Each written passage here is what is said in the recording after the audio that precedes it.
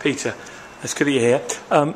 Lots of churches and sort of faith-based organisations, they struggle to connect with the local authority, the council, and they're put off at the first hurdle. But what should compel? Why should faith-based organisations be involved in building up relationships with their local authority, councillors? What's the significance? What's the reason? Well, there's huge significance, but it's not always evident at the time that you do it. The analogy I would use is research in fundamental physics. You discover a new subatomic particle and everyone says, well, what use is that? You're a physicist, I take it? Actually, no. Okay, all right. Everyone says, what on earth use is that going to be? Yeah. And the physicist will answer, well, I don't know, but ask me in 100 years' time and you'll know. Sometimes you invest time in making a relationship with someone in a local authority. Yeah.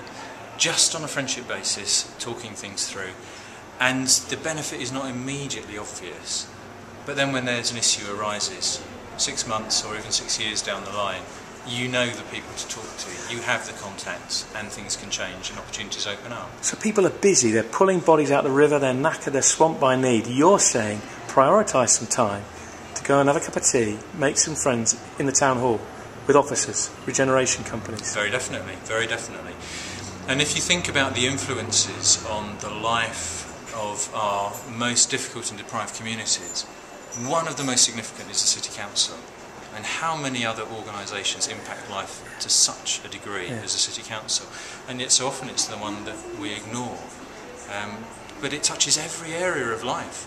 Now, if you knew there was an octopus whose tentacle touched everything, you would want to be somewhere close to that. Yeah. But this is the City Council.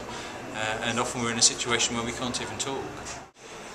You mentioned asking somebody why they did something, I think. Yeah, so I thought that was interesting. And that's I think I'd also want to say that there are other people to ask. I mean, everyone is influenced by other people. Yeah. Now, it might be that nominally so-and-so is the person to talk about, I don't know, rubbish on the street or whatever. Yeah. But in fact, the important person to talk to is so-and-so, because everyone respects so-and-so in the council. And if they ask a question, then everybody listens. Okay. And that opens up.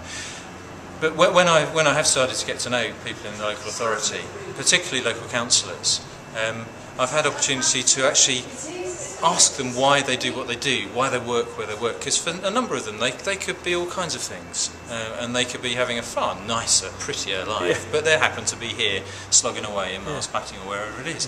And so I will say to them, you know, why are you here?